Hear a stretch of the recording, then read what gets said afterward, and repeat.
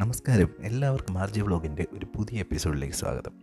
ഇന്ന് നമ്മളുള്ളത് ആലപ്പുഴയിലാണ്. ആലപ്പുഴയിലെ ഒരു ഹൗസ് ബോട്ടിലുള്ള ഒരു കായൽ സവാരിക്കായിട്ട് നമ്മൾ എത്തിയിരിക്കുകയാണ്. അപ്പോൾ നമ്മൾ രാവിലെ ഒരു 11 മണിയോടുകൂടി ബോട്ടിൽ കയറിയതാണ്. ഏകദേശം 5 മണിക്കൂർ ദൈർഘ്യമുള്ള ഒരു ബോട്ടിംഗാണ് ഉദ്ദേശിക്കുന്നത്. പ്ലസ് 1 അവർ ഒരു തീരത്ത് അവർ സ്റ്റേ ചെയ്യുന്നുണ്ട്. അങ്ങനെ മൊത്തം 6 മണിക്കൂർ. വൈകുന്നേരം 5 മണിയോടുകൂടിയായിരിക്കും നമ്മൾ തിരിച്ചെത്തുന്നത്. ബോട്ടിൽ കയറിയപ്പോൾ തന്നെ നമുക്ക് കായലിൽ നിറച്ച് മറ്റ് ഹൗസ് ബോട്ടുകൾ പോകുന്നതായിട്ട് കാണാം. പല രൂപത്തിലും പല ഫെസിലിറ്റിയോട് കൂടിയതും പ്രീമിയമായതും മിഡ് റേഞ്ചിലുള്ളതും ആയിട്ടുള്ള പല ടൈപ്പ് ഹൗസ് ബോട്ടുകൾ നമുക്ക് ഈ കായലിൽ കാണാൻ കഴിയും. അതോടൊപ്പം തന്നെ ധാരാളം യാത്രാ ബോട്ടുകളും ഇവിടെ ഈ കായലിൽ തന്നെ കാണാൻ പറ്റുന്നുണ്ട്. അപ്പോൾ നമ്മൾ കയറിയിരിക്കുന്ന ഒരു മീഡിയം റേഞ്ച് ബോട്ടിലാണ്. ഇതിനകത്ത് 2 ബെഡ്റൂമും വിത്ത് ഫുഡ് ഒരു ഡേ ആണ് നമ്മൾ ബുക്ക് ചെയ്തിരിക്കുന്നത്. അപ്പോൾ കായലിലൂടെ ഇങ്ങനെ പോകുന്ന സമയത്ത് അതിൻ്റെ സൈഡിലൊക്കെ നല്ല മനോഹരമായ ദൃശ്യങ്ങളാണ് നമുക്ക് കാണാൻ പറ്റുന്നത്. തെങ്ങ് എന്നുള്ള തീരം തള്ളി നിൽക്കുന്ന കായലാണ് വേമ്പനാട് കായലിലൂടെയാണ് നമ്മുടെ ഈ സഞ്ചാരം. തീരത്ത് ചുറ്റും ആ പായലൊക്കെ തീരത്തോട് ചേർന്ന് കിടക്കുന്നത് കാണാൻ നല്ല ഭംഗിയാണ്. തെങ്ങുകളാണ് മൊത്തം, ചുറ്റിനും നമുക്ക് തെങ്ങുകൾ കാണാൻ കഴിയും. അങ്ങായിട്ട് കുറേ ചെറിയ ചെറിയ വീടുകളുമുണ്ട്.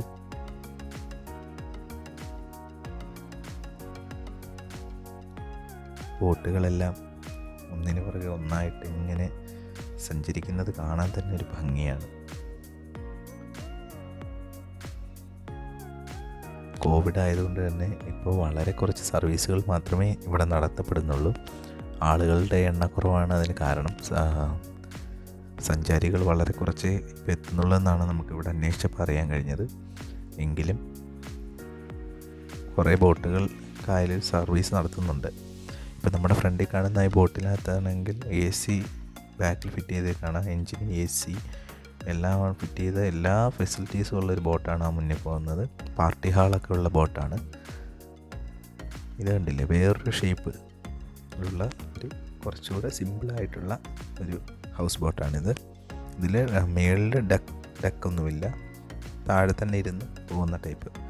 അതിനിടയ്ക്ക് നമുക്ക് ചിലർ അവരുടെ ഉപജീവന മാർഗമായിട്ട് മീൻ പിടിക്കാനായിട്ട് വല വിരിച്ചിരിക്കുന്ന കാണാം. ഈ വലയിലൊക്കെ തട്ടാതെയാണ് ഈ ഹൗസ് ബോട്ടുകൾ സർവീസ് നടത്തുന്നത്. അപ്പോൾ എല്ലാവരും തമ്മിലുള്ള അഡ്ജസ്റ്റ്മെൻറ്റ്. അപ്പോൾ യാത്ര ആസ്വദിച്ചുകൊണ്ട് നമ്മൾ ബോട്ടിലിങ്ങനെ സഞ്ചരിക്കുകയാണ്. ഒരു ഇളം കാറ്റിങ്ങനെ ഒരു കായലിലൂടെ യാത്ര ചെയ്യുമ്പോൾ ഒരു കാറ്റടിക്കുന്നത് പറഞ്ഞറിയിക്കാൻ പറ്റാത്തൊരു ഫീലിംഗാണ്. എത്ര വെയിലടിച്ചാലും നമുക്ക് ആ വെയിൽ ചൂട് ഫീൽ ചെയ്യില്ല. ആ കായലിൻ്റെ മുകളിലൂടെ നമ്മുടെ ഈ ബോട്ടിങ്ങനെ പോകുന്ന കാണാൻ എന്താ ഭംഗിയല്ലേ.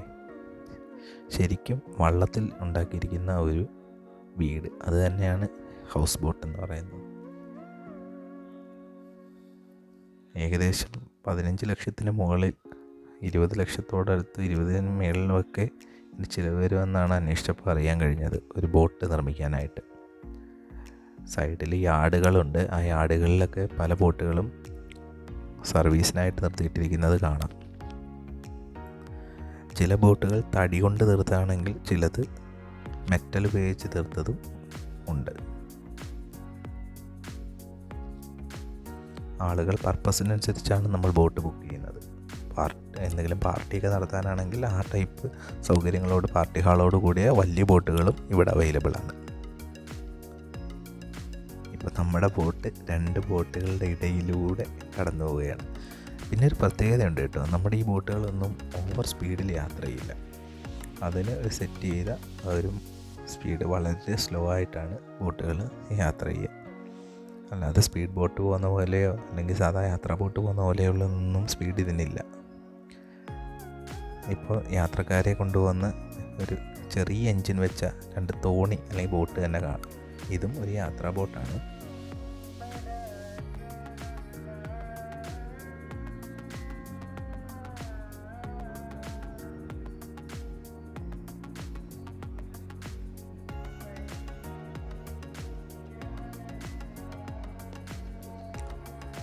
കായലിൻ്റെ ഇരുകരകളിലും ഒട്ടേറെ വീടുകൾ നമുക്ക് കാണാൻ കഴിയും.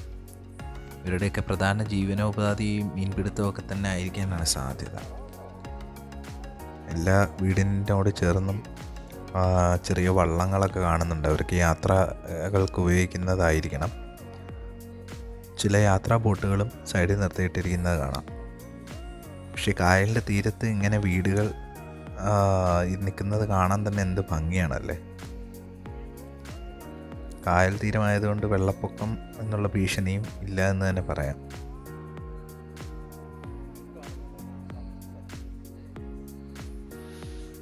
നമ്മുടെ പോകുന്ന ബോട്ടിൻ്റെ മുകൾ വശമാണ് ഈ കാണുന്നത്.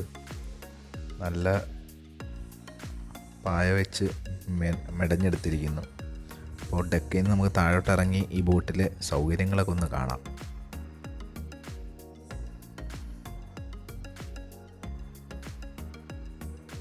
സ്റ്റെപ്പ് ഇറങ്ങി നമ്മളിങ്ങോട്ട് വന്നു കഴിഞ്ഞാൽ ഈ ഹൗസ് ബോട്ടിൽ പ്രധാനമായിട്ടുള്ളത്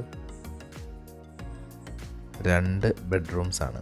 ഇങ്ങനെ ഒരു ഇടനാഴിക്ക് സൈഡിലായിട്ടാണ് ബെഡ്റൂംസ് കൊടുത്തിരിക്കുന്നത്. ആദ്യത്തെ ബെഡ്റൂമാണിത്. എല്ലാ സൗകര്യങ്ങളും അത്യാവശ്യമുണ്ട്. ഒരു ബാത്റൂം അറ്റാച്ച്ഡ് ആണ്. സീലിംഗ് ഒക്കെ ചെയ്ത് മനോഹരമാക്കിയ ബെഡ്റൂമാണ്. ഫാനടക്കം ചാർജിങ് പോയിൻറ്റ്സും എല്ലാമുള്ള അടിപൊളി ഒരു ബെഡ്റൂമാണ്. അപ്പോൾ അതിനോട് ചേർന്ന് ജനവാതിലും കൊടുത്തിരിക്കുന്നു. അപ്പോൾ നമുക്ക് വേണമെങ്കിൽ ഇവിടെ കിടന്നുകൊണ്ടും കാഴ്ചകൾ ആസ്വദിക്കാം. പുറത്തേക്ക് നോക്കുമ്പോൾ ഉള്ള കാഴ്ചയാണ് നിങ്ങൾ കാണുന്നത്.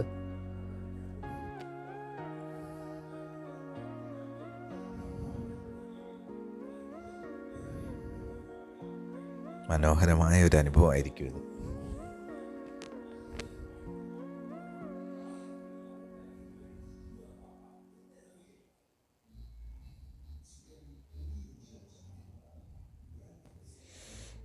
ഇതാണ് നമ്മുടെ ബോട്ടിൻ്റെ സാരഥി.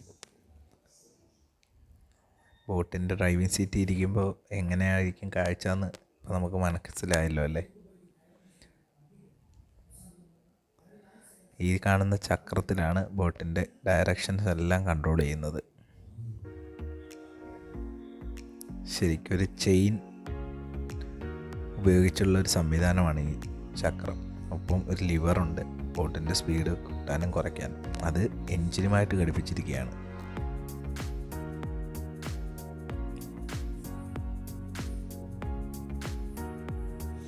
തൊട്ടടുത്തൂടെ പോകുന്ന ബോട്ടുകളിലെല്ലാം ചില പാർട്ടികളും മറ്റും നടക്കുകയാണെന്ന് തോന്നുന്നു.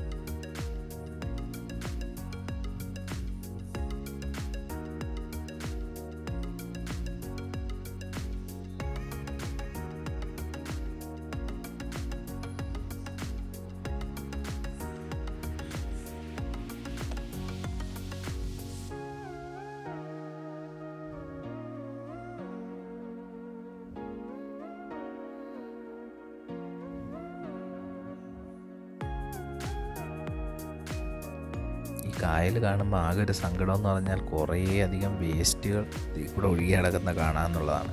കൂടുതലും ഈ സഞ്ചാരികളൊക്കെ ഉപേക്ഷിക്കുന്ന ഭക്ഷ്യവസ്തുക്കളുടെ മറ്റു അവശിഷ്ടങ്ങളാണ്. അതുകൂടി നമ്മളൊന്ന് ഒഴിവാക്കിയാൽ വളരെ നന്നായിരിക്കും.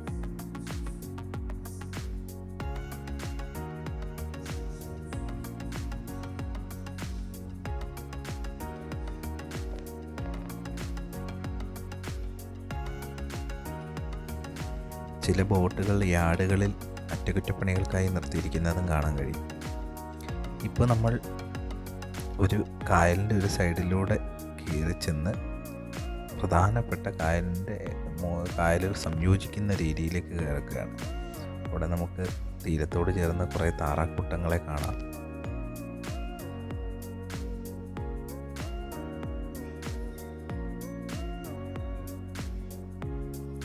ചെറിയ കായലിൻ്റെ കൈവഴി വഴി ചെന്ന് കായലിൻ്റെ പ്രധാന ഭാഗത്തേക്ക് കടക്കുകയാണ്. ഇപ്പോൾ കണ്ടാൽ തന്നെ നമ്മൾ ഏകദേശം ഒരു കടലിൽ എത്തിപ്പെട്ട ഒരു പ്രതീതിയാണ് നമുക്ക് തോന്നുന്നത്. ഇവിടെ വരുമ്പോൾ നമുക്ക് ഒട്ടേറെ ബോട്ടുകൾ ഒന്നിച്ച് നിൽക്കുന്നതും കാണാൻ കഴിയുന്നുണ്ട്.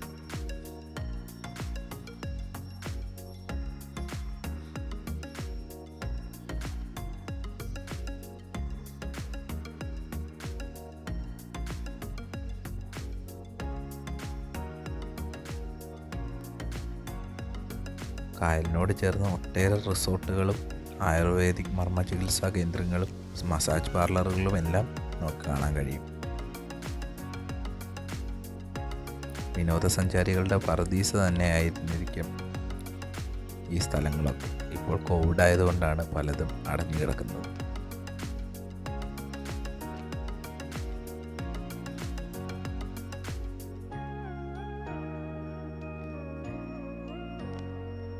കായലിൻ്റെ വിസ്തൃതമായ പ്രദേശത്ത് ഒരുപാട് ബോട്ടുകൾ പല ഷേപ്പിലുള്ളവ കിടക്കുന്നതാണ് നമ്മൾ കാണുന്നത്.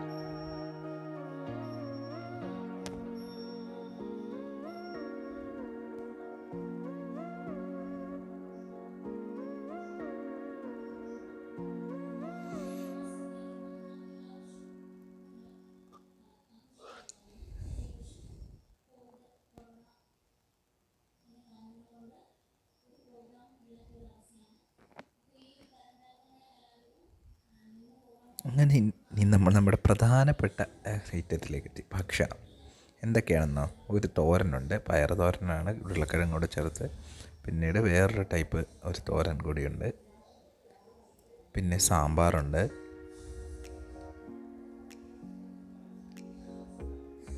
കൂടാതെ കരിമീൻ ഫ്രൈ ഉണ്ട്.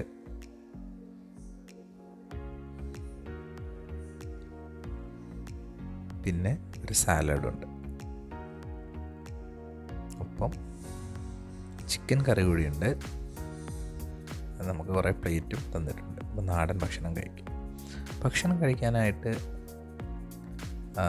ബോട്ട് ഒരു കരയോടടുപ്പിക്കും. അവിടെ ഇരുന്ന് ഏകദേശം 1 മണിക്കൂറോളം നമുക്ക് ഭക്ഷണം കഴിച്ച് റിലാക്സ് ചെയ്യാനുള്ളൊരു ടൈം കിട്ടുന്നുണ്ട്.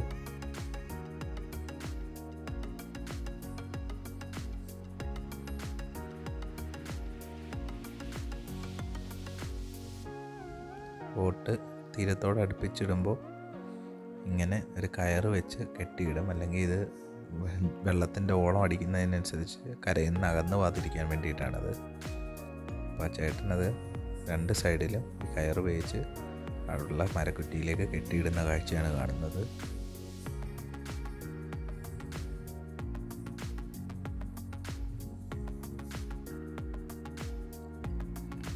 ഇപ്പോൾ ശരിക്കും നമ്മൾ നമ്മുടെ ഒരു റൗണ്ട് യാത്ര കഴിഞ്ഞു.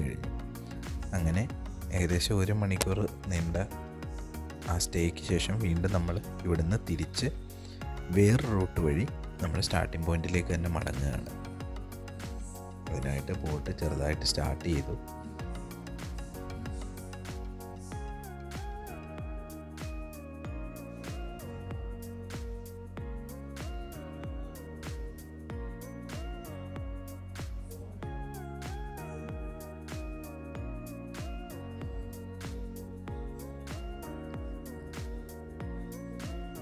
ഇപ്പോഴും പുതിയ ബോട്ടുകളെല്ലാം ഈ തീരം തേടി വരുന്നുണ്ട്.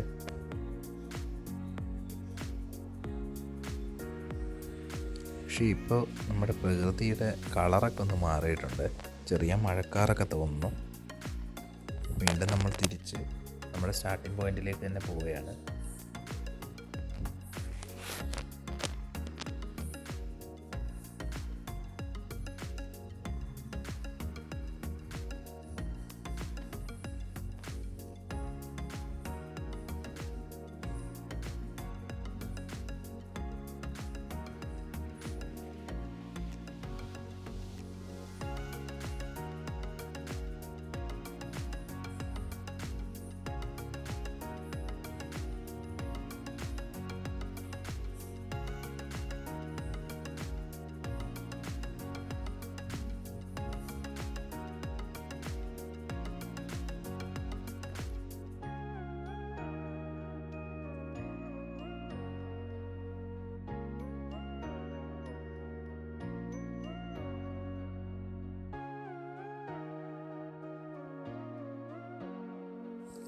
ഇപ്പം നമ്മളീ കാണുന്നതാണ് നെഹ്റു ട്രോഫി വള്ളംകളിയുടെ സ്റ്റാർട്ടിംഗ് പോയിൻ്റ് എന്ന് പറയുന്നത്.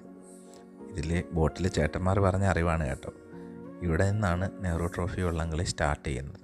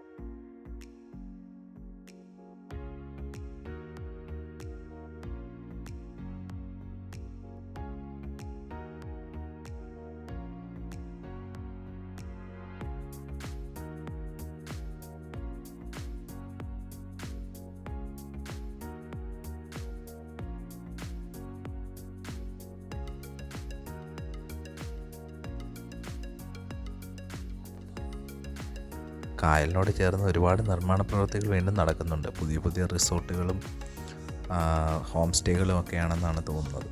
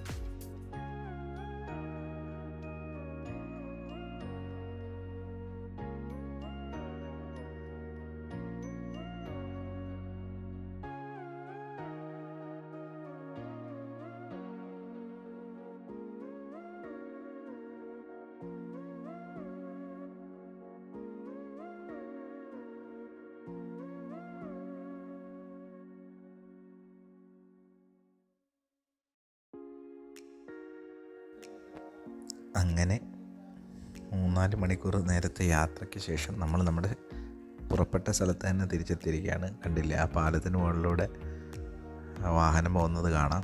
അവിടെയാണ് നമ്മൾ വണ്ടി കൊണ്ട് നിർത്തിയിരിക്കുന്നത്. അങ്ങനെ വളരെ മനോഹരമായൊരു യാത്രയായിരുന്നു ഇവിടെ അവസാനിക്കുന്നത്. പുറത്തിറങ്ങിയതിന് ശേഷം നമ്മൾ വന്ന ബോട്ടാണിത്. ചുറ്റും വേറെയും കുറേ ഹൗസ് ബോട്ടുകൾ കിടക്കുന്നതായിട്ട് കാണാം. പല ഷേപ്പിലും പല സൗകര്യങ്ങളോടും കൂടിയതാണ്. ഓരോന്നിനും ഓരോ റേറ്റുമാണ്. അപ്പോൾ നിങ്ങൾക്ക് ആവശ്യമുള്ളവർക്ക് നമ്പറൊക്കെ ഇൻ്റർനെറ്റിൽ സെർച്ച് ചെയ്താൽ കിട്ടും. അവരായിട്ട് ചോദിച്ച് റേറ്റൊക്കെ ഫിക്സ് ചെയ്തിട്ട് വരിക. അപ്പോൾ നമ്മൾ നമ്മുടെ യാത്ര ഇവിടെ അവസാനിപ്പിക്കുകയാണ്. ബൈ.